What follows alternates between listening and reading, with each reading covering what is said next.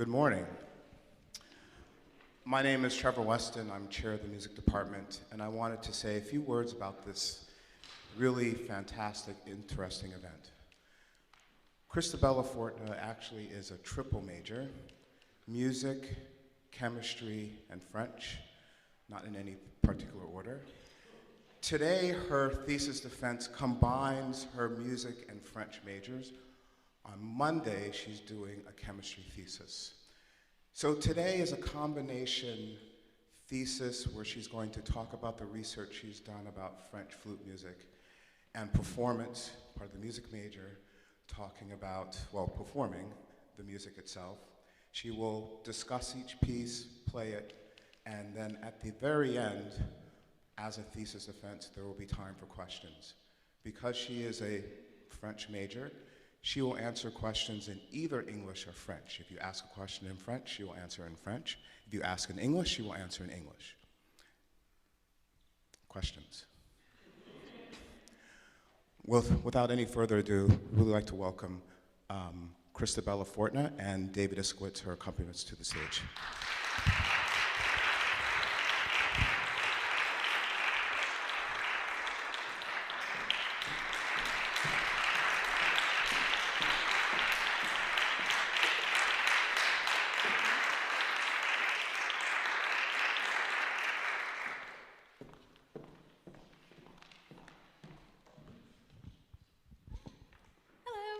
Thank you, Professor Weston.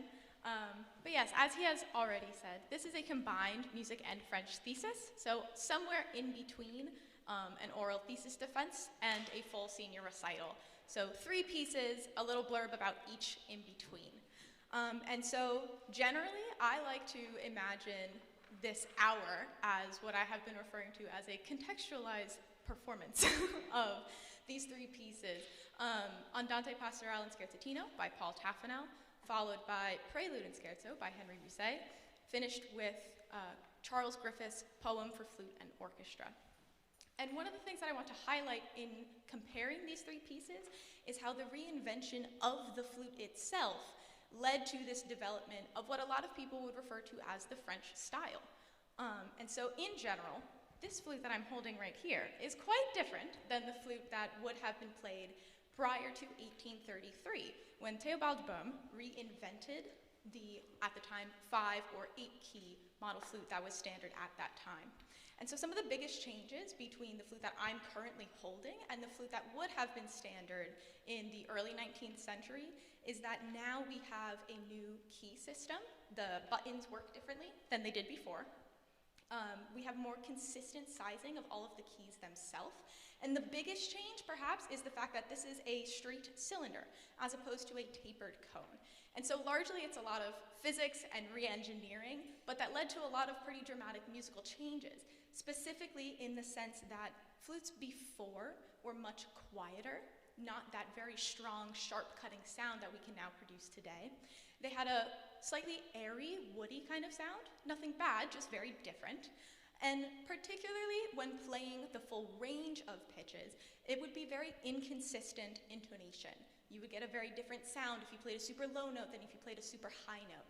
And so at the time, there wasn't a lot of solo literature as a flute performer, because it's probably not everyone's favorite solo instrument, because it's so inconsistent when going from that super low range to that high range. You can't do these big jumps that very much. But now with this slightly more standardized and re-engineered flute, let's say, oh, my apologies. Still talking about flutes previously, my bad. The pieces that we would hear then, if we did have a solo piece for flute, were quite virtuosic in the sense that they would highlight a lot of rhythmic passages rather than a long flowing phrase or the character of that flute. It was more of like a gymnastic piece, so to speak. But now we have a lot more consistency regarding intonation, regarding how strong I can play the low notes, how strong I can play the high notes. I can jump a little bit easier between something super low, something super high, which would have previously been very, very difficult. Still tricky, but a little bit easier. We now have more consistent intonation as well, a much wider range of dynamics. I did previously mention Baroque flutes, eight-key flutes were a little bit quieter. You can still hear them, but again, it wouldn't have been featured as a solo instrument like it is today. And so because of this, you might think, or I would think when doing my research, that wow, this so dramatically changed the flute playing world in 1833.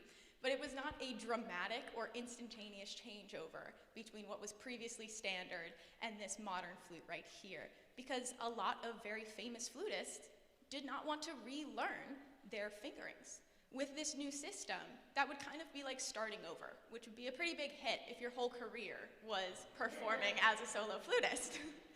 However, we do see that flutists that were growing up during that time, like for example, Paul Taffanel, they would learn the flute on this new Boehm model flute. And so they didn't have those reservations of having learned this whole fingering system, now trying to start over, these types of things. And so Paul Taffanel especially was quite dissatisfied with the utter lack of solo flute literature at the time, particularly the lack of flute literature that took advantage of this new flute, because it still wasn't hugely popular. It existed, it had become this all solid silver model that became quite very nice, super popular, but it wasn't standard yet.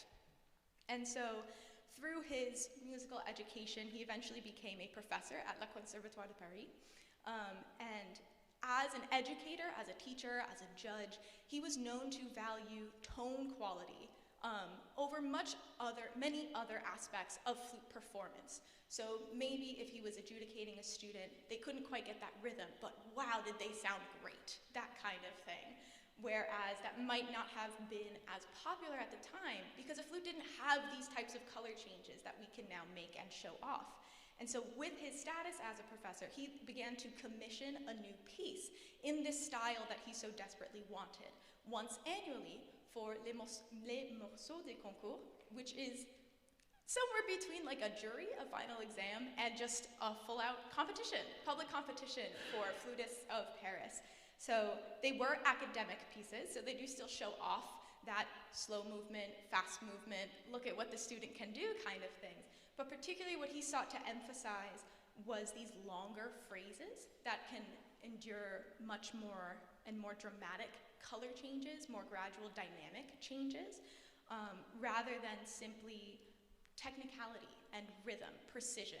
It can be seen now as a solo voice more than a solo instrument, which is what he was trying to show off. And as Diana kept mentioning every now and then, it's a lot like French food. You have these big dramatic changes, but in very small bites. So particularly towards the end of the piece, one of my favorite moments, the recapitulation of the main theme in the slow movement that you're about to hear.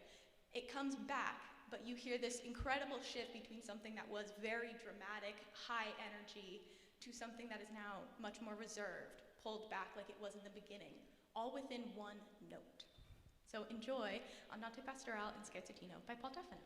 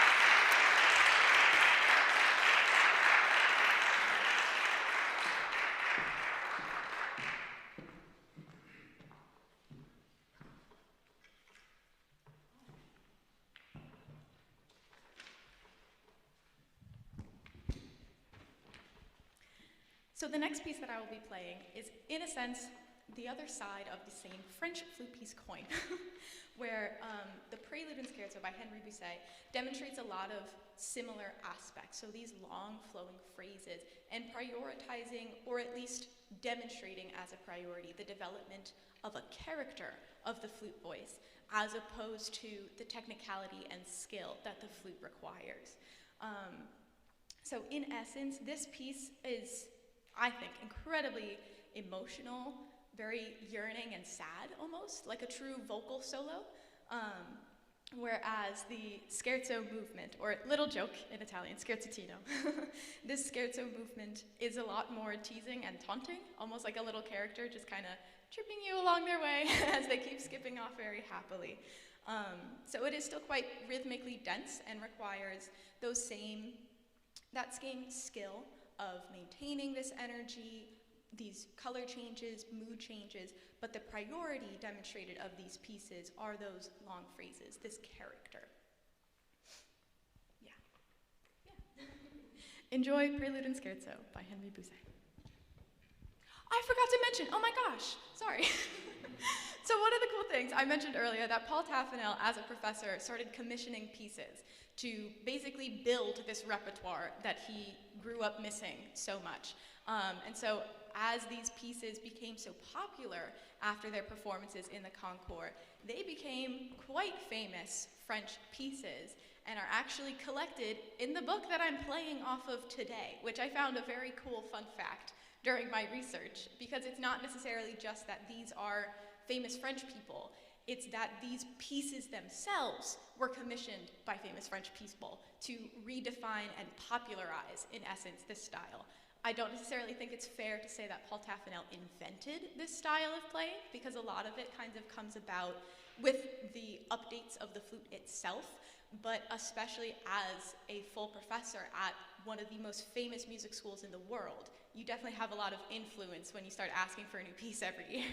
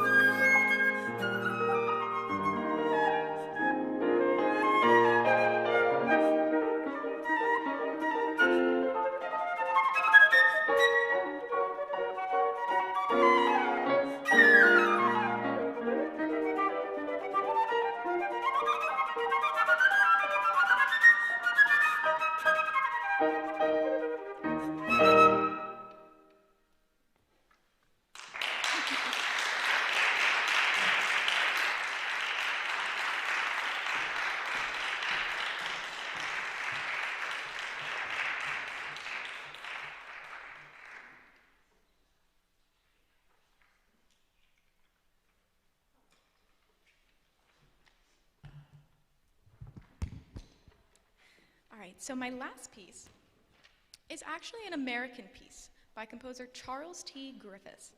And so Griffiths was an American composer of the very early 20th century, and he actually studied in Germany, not France. However, during his time in Europe, he was able to be exposed to a lot of impressionist French pieces of the time, particularly Ravel and Debussy, most likely, which is perhaps the strongest influence in this piece. Impressionism in general, much like a lot of the paintings you might think of when you hear the term, instead of trying to, let's keep with the analogy of painting, instead of trying to paint a picture of a thing, we want to paint what it feels like to look at that thing, if that makes any sense. So it's the same idea in a musical sense. So rather than creating a piece that is a piece, it will be presented and demonstrated, it's so beautiful. We want to create something that perhaps brings to the surface many more emotions and sensations of listening to a particular piece or being in a particular place. And so a lot of this is highlighted through things like a vague key signature. Is it minor? Is it major? We don't know, but it sounds really cool.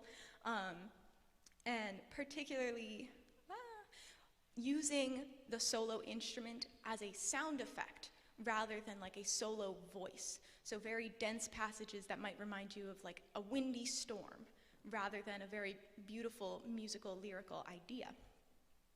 And so this is not to say that I'm redefining Griffiths' poem as this new French piece that no one knew about. It's definitely an American piece, and it sounds like an American piece. You'll hear very classic early 20th century standards like a walking bass line towards the end of this, and polyrhythms. At one point, I'm not playing in the same meter as my pianist, so that gets a little crazy. Something Paul Taffanel would have never, ever done, I can assure you. But it's written like a French piece. It's written with these same long lyrical phrases to demonstrate the capacity of the flute as a solo voice, more than it is demonstrating some kind of novel technique in the early 20th century between American composers at that time, something in that sense. And so this definitely takes advantages, full advantage of the modern boom flute, particularly at the time it was actually the platinum flute that had just come out, but let's stick with my all-silver one that I have here. In the sense that it would be unlikely to see someone perform Griffiths' poem with a Baroque flute. I just don't know that that would work as well. We need a lot more power behind those lower voices and those higher voices. I need to be able to jump from the lowest note on my flute to the highest note on my flute in very close proximity that we don't really want to do on a Baroque flute that just can't quite handle that much air at once. I need a stronger sound that would cut through the dense piano passages underneath me without fighting for which one's really the solo voice, these types of things. And so I do hope that even if you're not too familiar with a lot of musical vocabulary or the ideas that I'm doing my best to present, I hope that in the juxtaposition of these two very French pieces and this American piece, you can start to hear the idea that this is definitely a different piece. It demonstrates different qualities, but it's written in a very similar manner.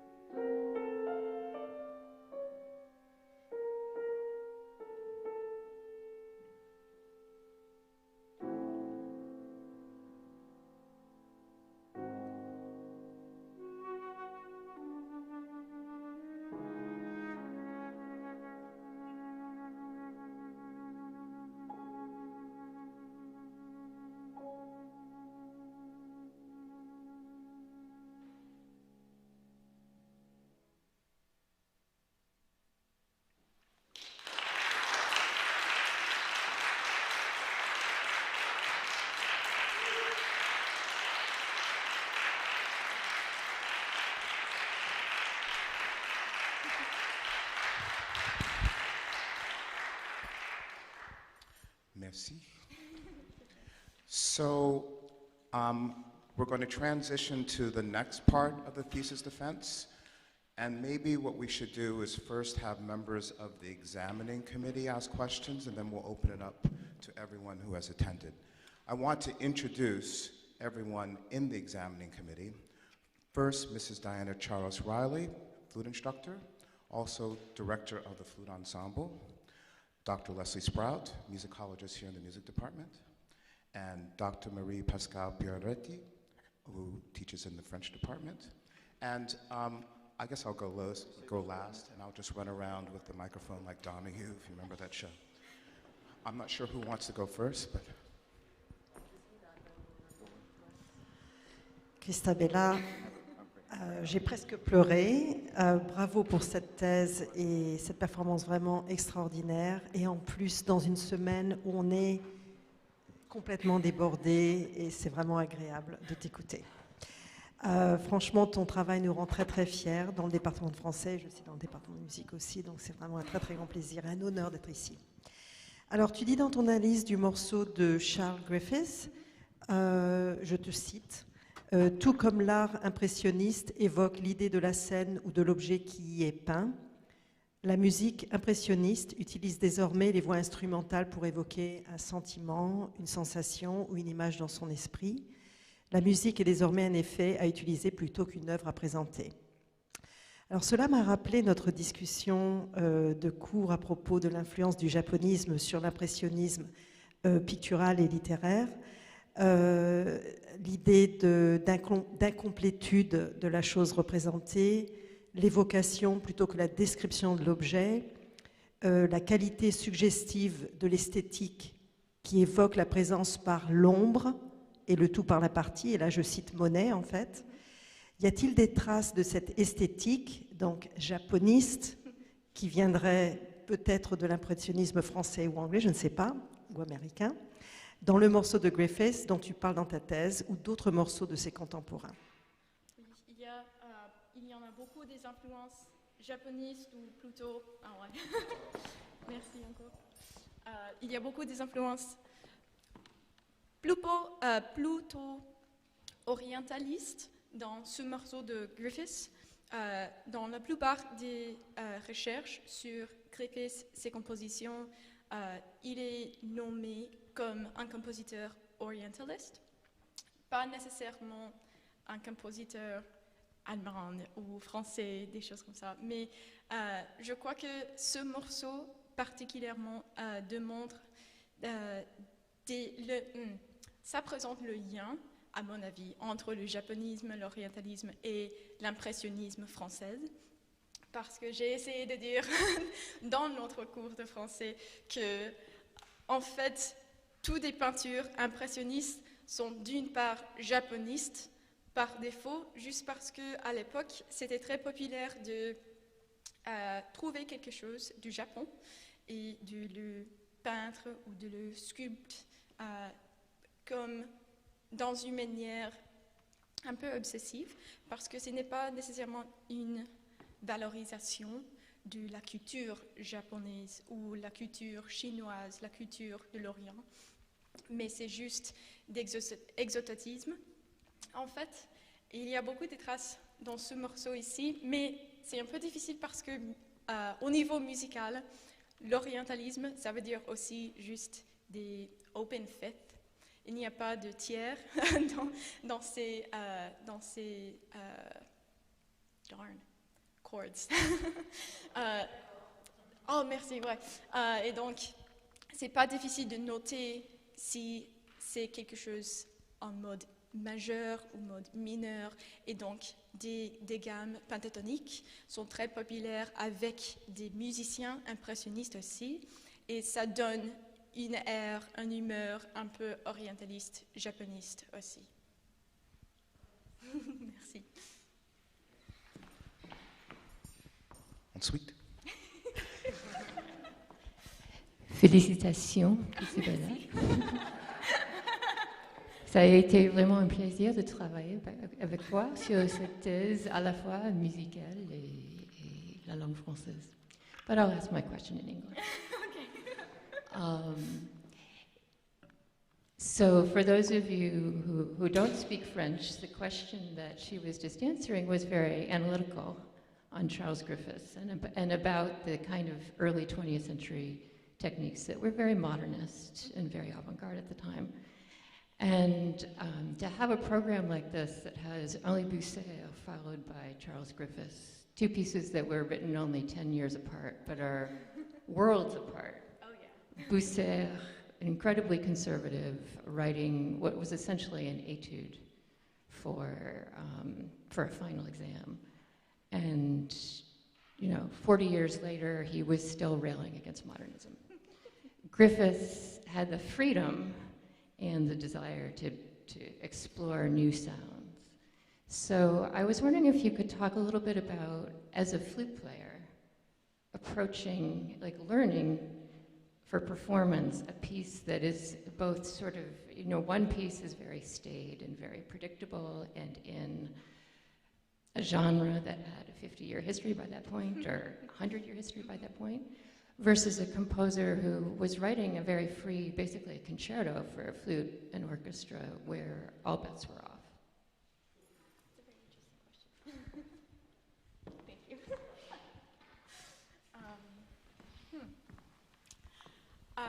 I guess in the sense of having never looked at the piece before, how do I start playing it?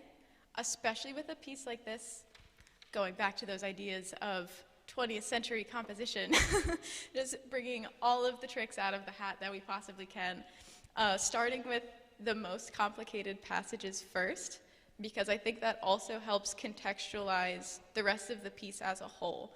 Because now that I have played it for a few years, it does sound predictable to me, but that might just because I know it, in the sense that I enjoy the parallel between, let's go back to the Busey, I love that recapitulation of the main slow theme that happened in all three of these pieces. That's one of my favorite things about this style, because you bring the tension and the energy all the way up to here, and then you just turn it off to bring it back to this really floating, haunting, I think, main theme towards the end. But yeah, those really tricky passages, particularly like the like the tripping and the falling, it comes out of nowhere, but I think that was kind of the point to showcase that, from one sense, in an analytical sense again, as this is a thesis, the idea of the flute, what it can do. So this was commissioned by one of Taffanel's students, actually, George Barrère, when he moved to America, because the platinum flute had just become very popular. Quite reminiscent of his work with Edgar Varese as well. I wrote a paper for you last year on that. And so I think in some sense, Barrère might have asked for a few things in that caliber. But yes, you're right, this is entirely just a flute concerto in a sense, and I really like the way that you put that. So yeah, as far as approaching the piece as a student, starting with the hardest ones first, and I even have them bracketed in my own piece, because I was like, oh wow, I don't know how to play that. I should look at those first. I do also find it very interesting, even though these pieces sound very flowing, rubato, and inconsistent, they're actually incredibly metronomic. And a lot of these changes, whatever the tempo marking was written, that's exactly where it should be. And I really like that the change in style and in mood comes from the color of that note, not necessarily how fast are we playing this. Is this a different style of composition? Those types of things. Thank you.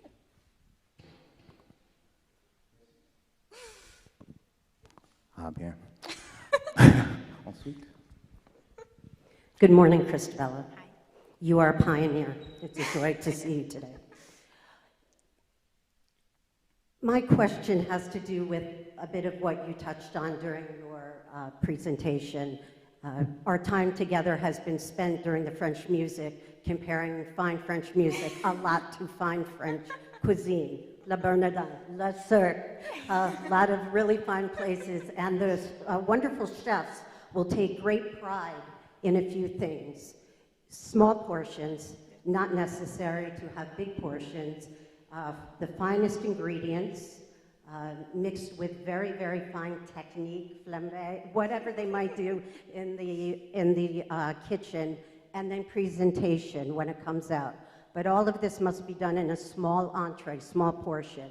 Since Taffanel was so instrumental in this wonderful presentation, could you please go back to the Taffanel? Yes.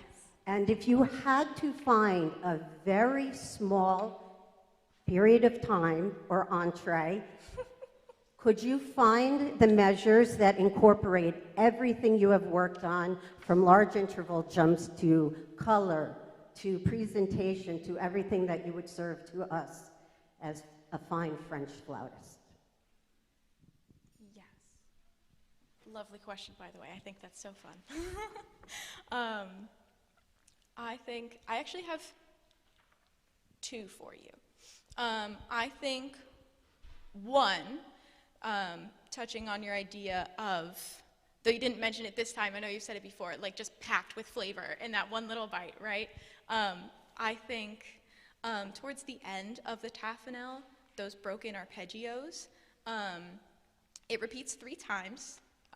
If we should get really specific, measure 138, but the very bottom of that piece, coming to a conclusion, because I think those last, like 3 lines, I would say, what is that, maybe 10, 15 measures, we do span almost the full range of the flute, which is quite impressive of itself. But it's also, I think that's the technique that you were analogizing, that idea of slur to, or double tonguing everything. It's a very difficult and tricky passage, as you well know as a flutist yourself.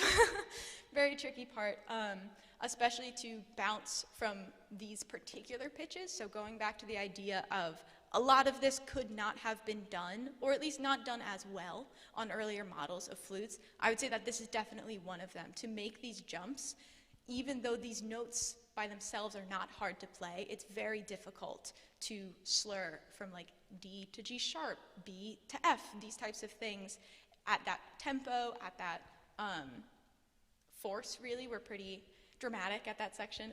So I think that is definitely one section that touches on your French food analogy.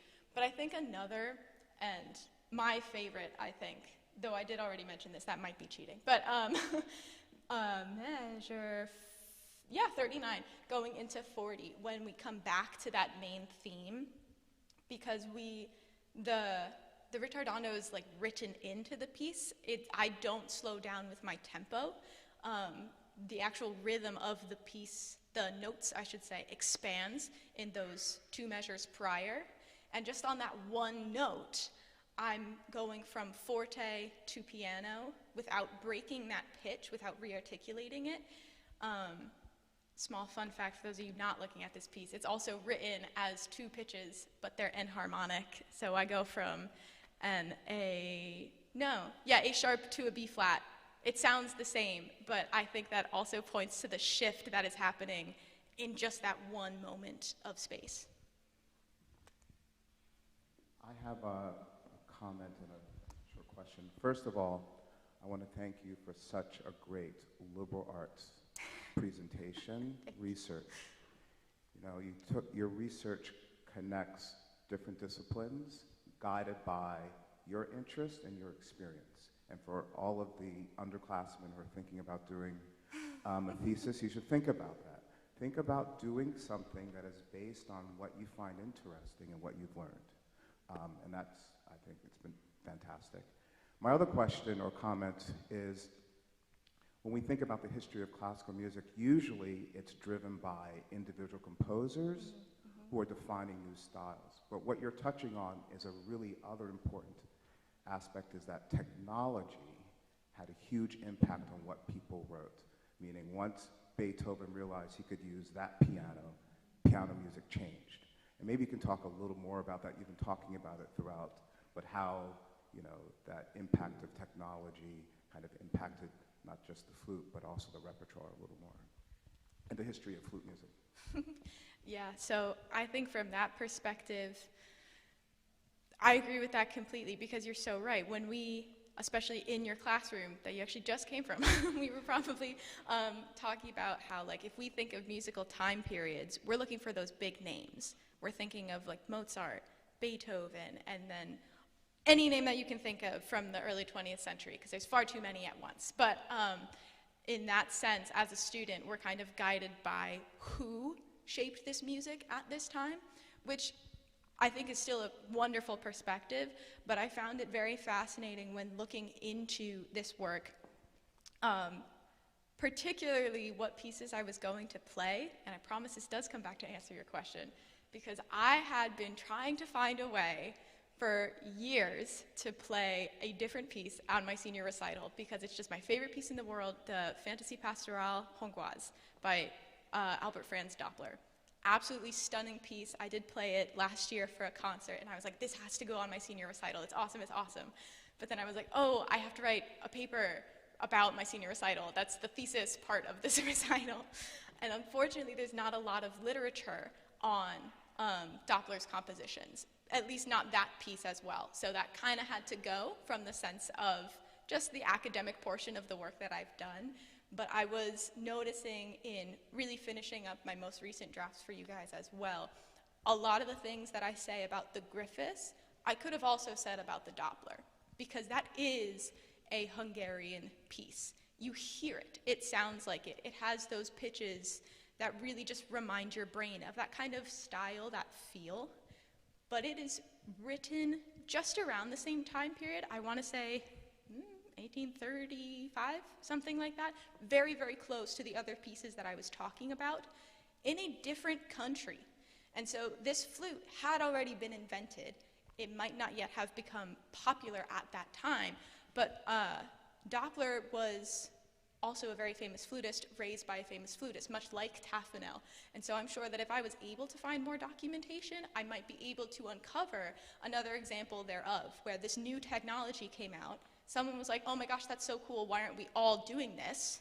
And so their next student was able to pick it up and do something absolutely incredible that like reshaped the popular style of the time, which is also one of the reasons that I did mention, I don't know that it's appropriate to say like, oh, Taffanel invented the French style, because I was so ready to say that Fantasy Pastorale Hongroise is also written in that French style. It was written before Taffanel's pieces and in a different country, which I found very fascinating. Thank you. We have a couple minutes. Any questions from anyone attending?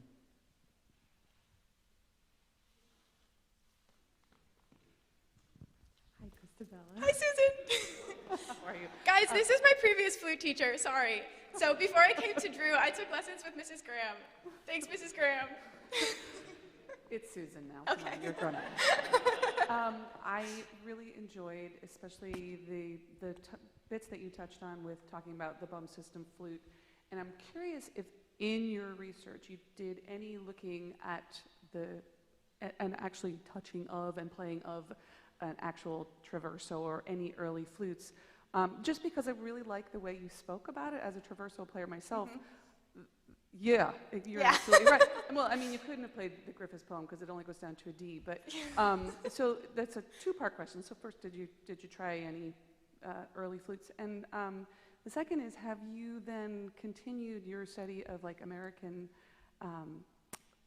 flute music in the 20th and even into the 21st century and seen those influences? I'm thinking in particular of like the Howard Hanson Serenade. Which if you haven't played it, please do, because I think you'd sound great on it. Don't worry. And you sound wonderful, and it's so thrilling to hear you. So, that's my question. So out of order, actually, I did, it seems so coincidental now looking back at it, but actually just last fall, maybe, last spring, I was in Dr. Sprout's music history class, and particularly we were looking at American composition between the Civil and World War I. Civil War and World War I, two. Second World War. My bad. And so it's an American music history piece. Towards the end of the class, we did, of course, talk about the 20th century as well, because that's when the Second World War happened. But in the syllabus, we were told to pick a composer, just write about them. That was going to be our final. Nothing too specific. and we had to give a list of like, which one would we prefer, blah, blah, blah. And I saw in that list Edgar Varese, and I was like, hang on, that's not an American composer. Why is he on the syllabus for my American music history class? That's so interesting. So I was like, I want to write about him because he was born in France. He is, in my understanding prior to that class, a French composer. And so the pieces that I have played, yeah.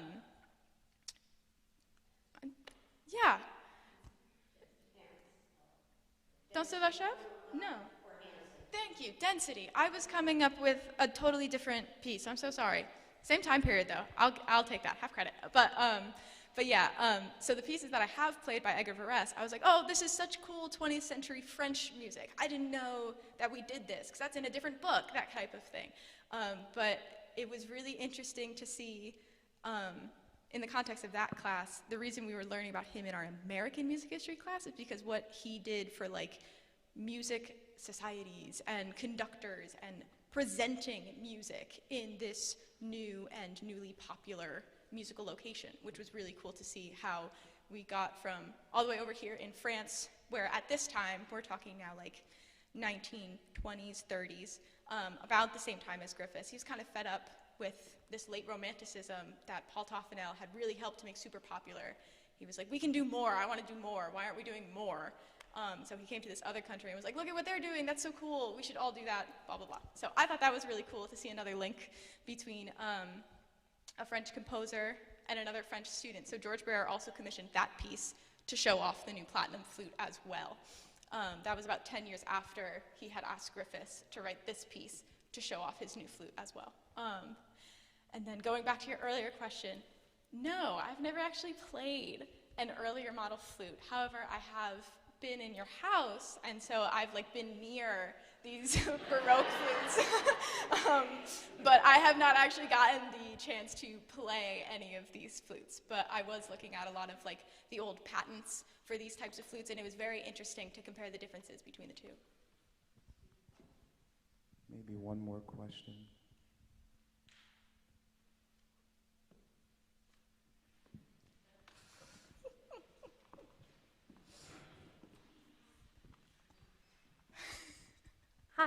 Hi. So my question is, how would you continue this research if you had more time? Because you talked about one, oh, don't look at me like that. I guess, yeah, just answer that question. I won't go into it too much. In an ideal world, I would find a lot more documentation on Doppler. Doppler or his brother or his dad, they're all Doppler, and they all play flute, and they all write really awesome flute pieces.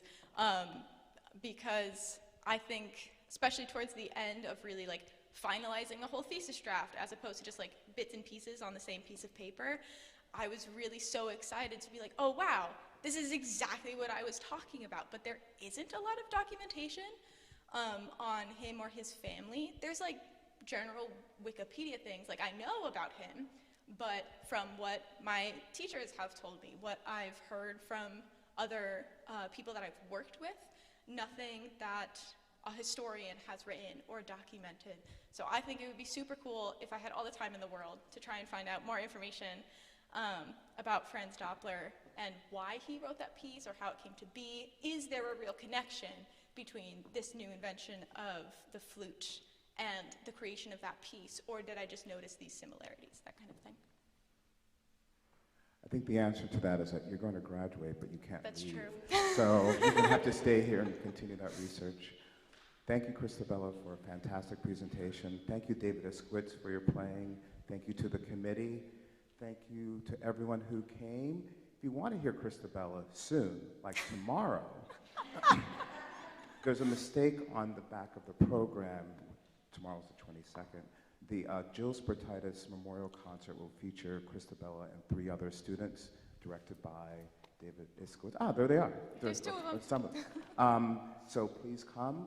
The Flute Ensemble is performing on the 30th, which is Sunday the 30th, April, at 3 p.m. in the same hall. And as you see, there's a whole cornucopia of free concert events in the music department. Thank you so much, and enjoy the rest of your day. Thank you, Concert Hall.